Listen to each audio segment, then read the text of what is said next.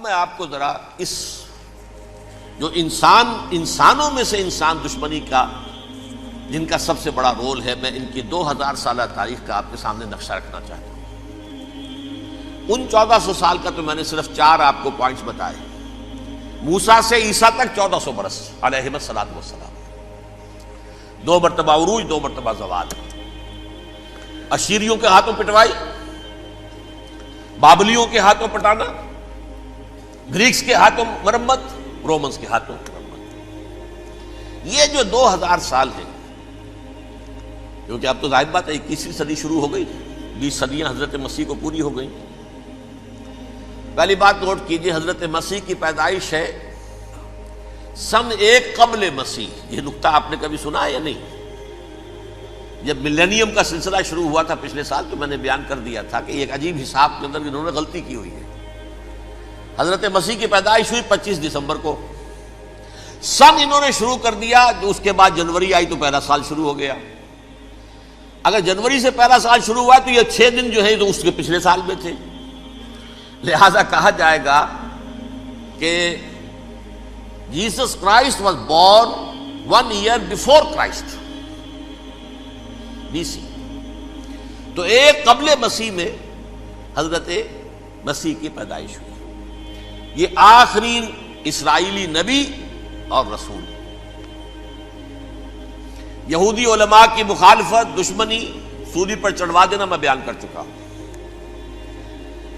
سن 33 عیسوی میں جبکہ حضرت مسیح کی عمر 33 برس تھی، اللہ تعالیٰ نے انہیں زندہ آسمان پر اٹھا لیا، لیکن یہودیوں نے اپنے خیال کے مطابق انہیں سولی پر چڑھوا دیا، ان کی موت واقع ہو گئی۔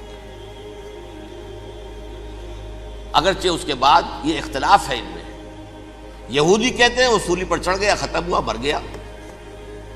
عیسائی کہتے ہیں نہیں، انتقال ہوا ہے مسیح کا صلیب پر، لیکن پھر وہ دوبارہ زندہ ہو گئے ہیں۔ ان کی لاش ایک غار میں رکھ دی گئی تھی، وہاں ریزریکشن ہو گیا، ان کا باعث بعد الموت وہیں ہو گیا، اور پھر انہیں اللہ نے زندہ آسمان پر اٹھا لیا۔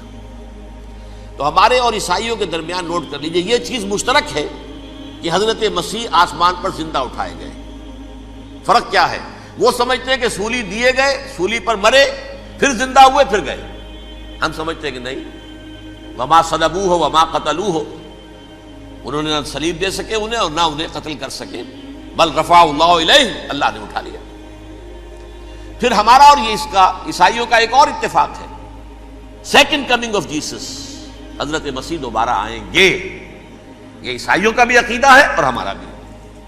بہرحال تو جیسا کہ میں نے عرض کیا کہ اس وقت یہ عذاب استیصال، عذاب اکبر کے مستحق ہو چکے تھے، لیکن اللہ نے ان کی مدت دراز کی ہے، لیکن ان پر دنیاوی عذاب کا ایک کوڑا جو ہے اللہ تعالیٰ کی طرف سے اسی وقت برسا۔ دنیاوی عذاب دنیا میں رہتے ہوئے ختم نہیں کیا۔ 37 برس بعد حضرت مسیح کے رفع سماوی کے 37 برس بعد سن 70 میں یہودیوں نے بغاوت کی رومیوں کے خلاف۔ رومی ٹائٹس جنرل تھا ایک، اس نے پھر جو حملہ کیا ہے، 1,33,000 یہودی ایک دن میں قتل کیا یروشلم میں، اور ہیکل سلیمانی گرا دیا۔ وہ ہیکل پہلے بھی گرا تھا، پہلے 1400 سال کے دوران میں بھی نبوکڈنیزر نے گرایا تھا، لیکن پھر اس کے 150 سال بعد انہوں نے دوبارہ بنا لیا تھا، اس لیے وہ اسے سیکنڈ ٹیمپل کہتے ہیں۔ پہلا ٹیمپل جو حضرت سلیمان نے بنایا تھا، نبوکڈنیزر نے گرا دیا 587 قبل مسیح میں، پھر دوبارہ انہوں نے 150 سال کے بعد بنا لیا۔ وہ اس تاریخ کا حصہ ہے، میں نے جس کے بارے میں آپ کو تفصیل نہیں بتائی۔ اس میں یہ ہوا سن 70 میں وہ گرا دیا گیا، وہ آج تک گرا پڑا ہوا ہے۔ نمبر 2 یہ کہہ دیا گیا کہ یہودیوں اس ارض فلسطین سے نکل جاؤ، تم یہاں نہیں رہ سکتے اب۔ لہذا جس کا جہاں سینگ سمایا چلا گیا، یورپ میں چلے گئے، ایشیا میں آ گئے، عرب میں آ گئے یہ 3 قبیلے جو رات بھی میں نے عرض کیا تھا، بنو قینقاع، بنو نذیر اور بنو قریظہ، یہ وہاں سے آ کے مدینے میں آباد ہو گئے۔ جس کا جہاں سینگ سمایا، افریقہ میں، ہندوستان میں، جہاں چلے گئے۔ ڈایاسپورا اسے کہتے ہیں، وہ آپ نوٹ کر لیجیے اس لفظ کو، ڈایاسپورا۔ ہمارا دور انتشار، جبکہ ہمیں ہماری اصل سرزمین تو فلسطین ہے، حضرت ابراہیم کا مسکن، حضرت اسحاق حضرت یعقوب کا مسکن فلسطین، یہ ہے ہماری اصل جاگیر، یہ تو ہماری جدی پشتی جاگیر ہے، لیکن یہاں سے نکال دیے گئے سن 70 عیسوی میں، اور وہاں سے لے کے 1917 تک ان کا ڈایاسپورا جاری رہا۔ یہ دور انتشار ہے۔ اس دور انتشار کے اب چند حصے ہیں جس کو میں چاہتا ہوں کہ آپ علیحدہ علیحدہ سمجھ لیں۔ دور انتشار کا جو پہلا جو ہے تقریباً 300 برس رومی حکمران تھے، وہ یہودیوں کے بھی دشمن تھے اور عیسائیوں کے بھی دشمن تھے، عیسائی اور یہودی ایک دوسرے کے بھی دشمن تھے، لیکن رومی سمجھتے تھے کہ یہ ایک ہی تھیلی کے چٹے بٹے ہیں۔ رومیوں کے نزدیک عیسائی بھی یہودیوں ہی کا ایک فرقہ تھے، کوئی علیحدہ مذہب تو تھا ہی نہیں، لہذا رومی جو ہیں رومنز وہ ان دونوں کو ستاتے تھے، مارتے تھے، اور یہ آپس میں لڑتے تھے، یہودی عیسائیوں کو مارتے تھے، عیسائی یہودیوں کو مارتے تھے۔ یہ ہے 300 برس تک کی تاریخ۔ سن 300 عیسوی میں کیا ہوا؟ ایک معجزہ ہو گیا۔ بہت عظیم ایمپرر کانسٹینٹائن، قسطنطین اعظم، رومن ایمپررز میں سے بہت بڑا ایمپرر، وہ عیسائی ہو گئے۔ اب تو معاملہ بالکل تلپٹ ہو گیا، پوری سلطنت عیسائی ہو گئی۔ اب عیسائیوں کے عیش ہو گئے اور یہودیوں پہ مار پڑنی شروع ہوئی۔ اب عیسائیوں کا آپ خود سوچئے کہ جنہیں وہ خدا بنا بیٹھے ہیں، خدا کا بیٹا قرار دے رہے ہیں، ان کے قاتل کون؟ یہودی بدماش۔ لہذا ان کی وہ پٹائی شروع ہوئی ہے یورپ میں، پوری رومن امپائر میں انہیں ذلیل کیا گیا، شہروں میں آمد بند، علیحدہ رہو، گھیٹوز کے اندر رہو۔ یہودی کا نام جو ہے وہ گالی بن گیا، جیسے آج بھی یہودی گالی کہتے ہیں، جیسے خنزیر کا لفظ، آخر وہ بھی اللہ کی مخلوق ہے، لیکن آپ کو معلوم ہے کوئی شخص زبان پر نام نہیں لانا چاہتا خنزیر کا، سور کا، ہے تو مخلوق وہ بھی ایک حیوان ہے۔ ایسے ہی یہ ہے یہودی گالی، جیوٹ گالی۔ لہذا ایک طرف تو ان دونوں کے درمیان دشمنی، جس کو قرآن کہتا ہے وَأَغْرَيْنَا بَيْنَهُمُ الْعَدَاوَةَ وَالْبَغْضَاءَ، ہم نے ان کے مابین دشمنی جو ہے پیدا کر دی ہے۔ اور جب یہ پوری سلطنت عیسائی ہو گئی تو قافیہ تنگ ہو گیا یہودیوں کا۔ اب آئیے 571 عیسوی، یعنی جب کہ ڈایاسپورا کو کتنا عرصہ ہو چکا تھا؟ 500 برس۔ سن 70 سے شروع ہوا ڈایاسپورا، جب ٹائٹس نے گرایا ہے ہیکل کو اور نکال باہر کیا انہیں فلسطین سے، بھاگ جاؤ یہاں ایک یہودی بھی نہیں رہے گا، فلسطین سے نکال دیے گئے۔ اس کے پورے 500 برس بعد سن 571 عیسوی میں حضور کی پیدائش ہوئی، ولادت باسعادت محمد رسول اللہ صلی اللہ علیہ وسلم۔ 610 میں آپ پر وحی کا آغاز ہوا، لیکن حضور کے ساتھ ان کا معاملہ کیا رہا؟ اول تو جبکہ حضور ابھی مکے ہی میں تھے، یہودیوں نے ریشہ دوانیاں شروع کر دی حضور کے خلاف۔ قریش مکہ کو سکھاتے تھے، پڑھاتے تھے، ان سے یہ پوچھو، ان سے یہ پوچھو، انہیں اس طرح تنگ کرو، ان سے یہ امتحان لو، یہ آپ کے علم میں ہے۔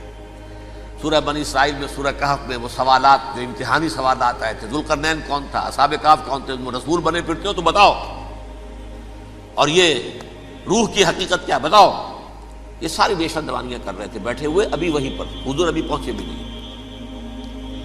ہجرت فرما کر حضور تشریف لے آئے تو حضور نے، جسے ماسٹر سٹروک کہا جائے گا، یعنی اسٹیٹس مین شپ کا ماسٹر سٹروک، آپ نے مدینے میں آتے یہودیوں کے ساتھ پیکٹ کر دیا، جوائنٹ ڈیفنس پیکٹ آف مدینہ، کہ اگر مکے والے ہم پر حملہ کریں گے تو ہم مل جل کر ایک قوم کی حیثیت سے مقابلہ کریں گے۔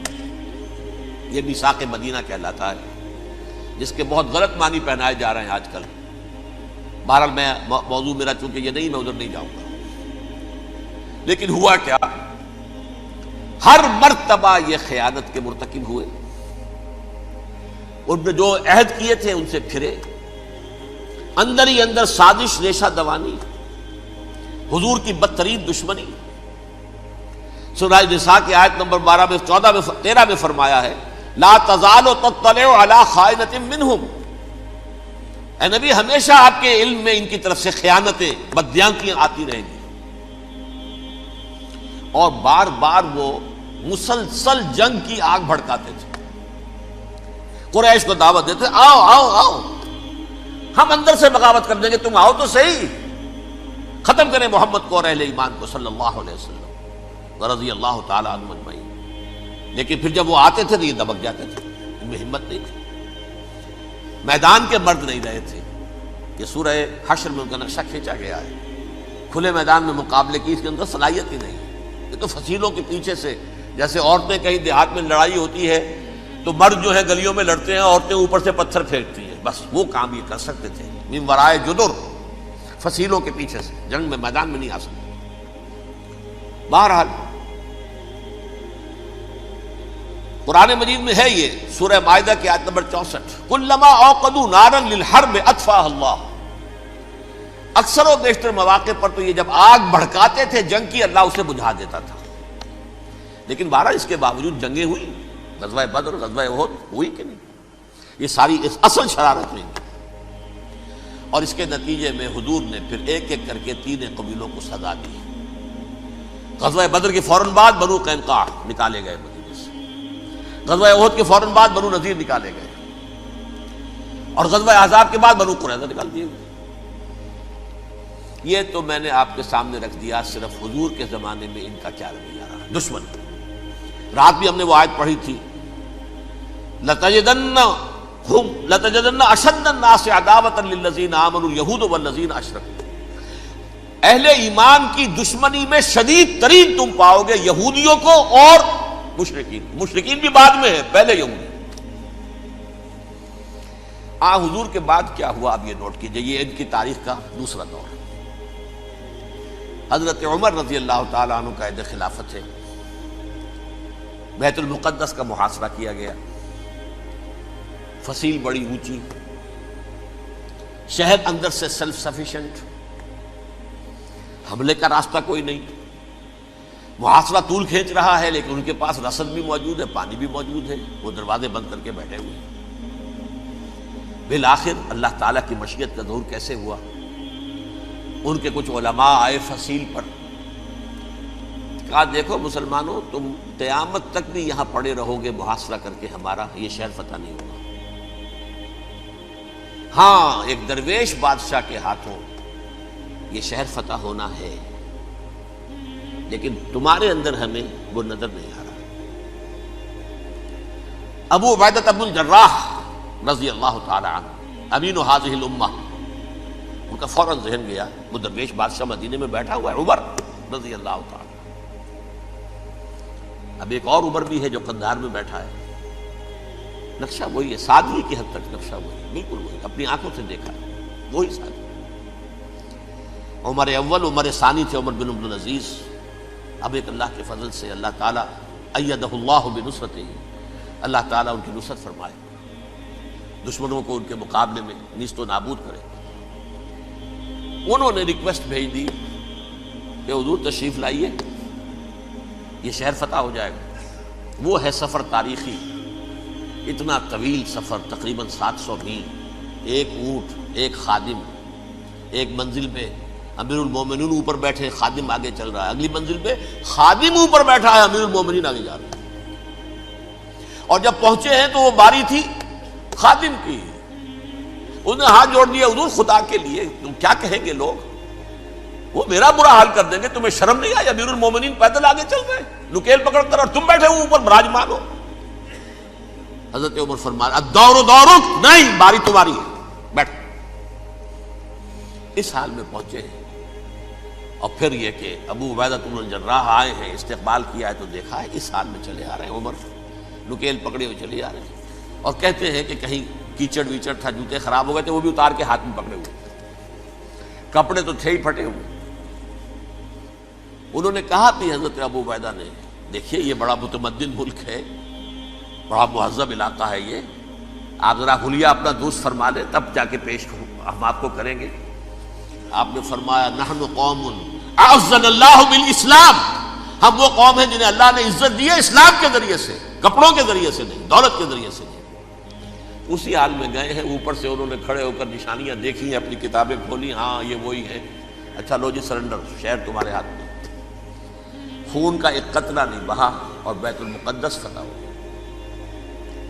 لیکن اس وقت حضرت عمر نے ایک نرمی یہ کی کہ یہودیوں کے لیے بھی اسے اوپن سٹی قرار دے دیا۔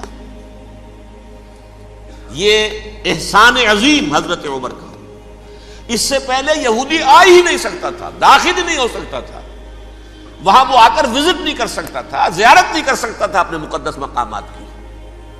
حضرت عمر نے یوں سمجھیے کہ تقریباً 550 برس کے بعد ان کے لیے راستہ کھولا ہے کہ ہاں تم آ سکتے ہو، زیارت کر سکتے ہو۔ لیکن یہ عیسائیوں نے لکھوایا معاہدے کے اندر، انہیں یہاں آپ آباد ہونے کی اجازت نہیں دیں گے، لیکن کم وزٹ دی پلیسز، دیکھیں زیارتیں کریں اور جائیں۔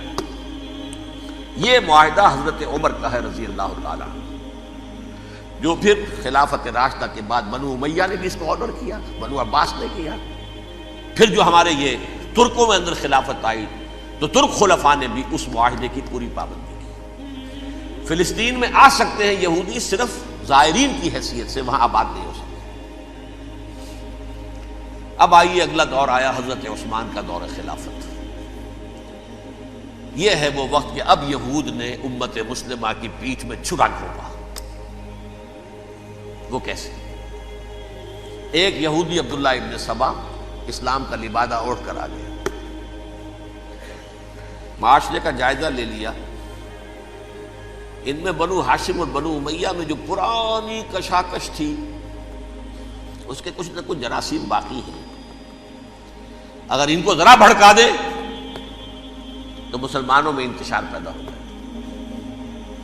کہا یہ عثمان کون ہے؟ یہ تو بنو امیہ میں سے ہے، یہ حق تو بنو ہاشم کا ہے، خلافت ان کے پاس ہونی چاہیے، محمد کے تو رشتہ دار وہ ہے صلی اللہ علیہ وسلم۔ عوام الناس کے اندر بات پھیلنی شروع ہوئی، پھر ایک بڑی سازش کے انداز میں حضرت عثمان کے خلاف پروپیگنڈا، حضرت عثمان کے جو عاملین تھے، گورنر تھے، ان کے خلاف پروپیگنڈا، اور ایسی ہوشیاری کرتے تھے کہ کوفے میں کوفے کے حاکم کے خلاف کچھ نہیں کہنا، اجی مصر میں یہ ہو رہا ہے، اجی شام میں یہ ہو رہا ہے، اجی یہ جو عثمان ہے وہ یہ کر رہا ہے، یہ ظلم ہو رہا ہے، یہ لوٹ مار ہو رہی ہے، یہ خیانتیں ہو رہی ہیں۔ اب نہ تو اس زمانے میں مینز آف کمیونیکیشن، کیسے تصدیق کریں؟ افواہیں تو آپ آج کراچی کے اندر شروع ہو جائے تو پتہ نہیں چل سکتا کسی کو کہ کیا اس میں صداقت ہے کیا جھوٹ ہے، اور بری بات جو ہے فطرت انسانی کی کمزوری ہے وہ فوراً قبول کرتا ہے، کسی کے بارے میں اچھی بات ماننے کو تیار نہیں ہوتا لیکن بری بات تو فوراً تیار۔ بہرحال یہ فتنہ انہوں نے اٹھایا، حضرت علی کی الوہیت کا فتنہ اٹھایا، حضرت عثمان کے خلاف الفتنۃ الکبریٰ برپا کیا، حضرت عثمان شہید ہوئے۔ اس کے بعد 5 برس تک مسلمان ایک دوسرے کی گردنیں کاٹتے رہے، باہمی خانہ جنگی ہوئی، امت کو وہ زخم لگایا ہے جو آج تک جس سے خون رس رہا ہے۔ یہ شیعان عثمان اور شیعان علی تھے جو بعد میں پھر سنی اور شیعہ ہو، اور آج تک فتنہ کس نے جگایا؟ ایک عبداللہ ابن سبا یہودی اور اس کے کارندے، شیطان کا ایجنٹ، اور انسانوں میں سے بھی اس کے جو بھی حواریین تھے اور شیطانوں کے اندر سے بھی تھے، انہوں نے بھی اس آگ کو بھڑکایا۔ یہ آپ سوچ لیجئے کہ یہ کس نے وہ زخم لگایا؟ یہودی۔ اگلا دور آیا، خلافت راشدہ ختم ہوئی، بنو امیہ کا بھی دور کافی گزر گیا۔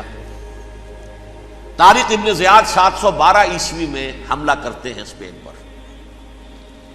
اسپین اس وقت عیسائیت کا بہت بڑا گڑھ، بہت بڑا گڑھ، بڑے کٹر ترین عیسائی جو ہے وہ اسپین میں تھے، لہذا یہودیوں کی وہاں بہت پٹائی ہوتی تھی، بہت پٹائی ہوتی ہے، میں بتا چکا ہوں، دشمنی تھی ان کی تو چلی آ رہی تھی عیسائیوں کے ہاتھوں یہودیوں کی، وہ تو سن 300 عیسوی سے ایمپرر کانسٹنٹائن کے بعد سے شروع ہو گئی تھی۔ اس حوالے سے یہودیوں نے اس وقت چالاکی یہ برتی، کچھ راستے واسطے بتائے، کچھ مدد کی طارق ابن زیاد کی۔ طارق ابن زیاد نے انہیں اپنا محسن سمجھا، ہسپانیہ فتح ہو گیا تو یہودی چونکہ محسنین کی فہرست میں آ چکے تھے، انہیں بہت اقتدار نصیب ہوا،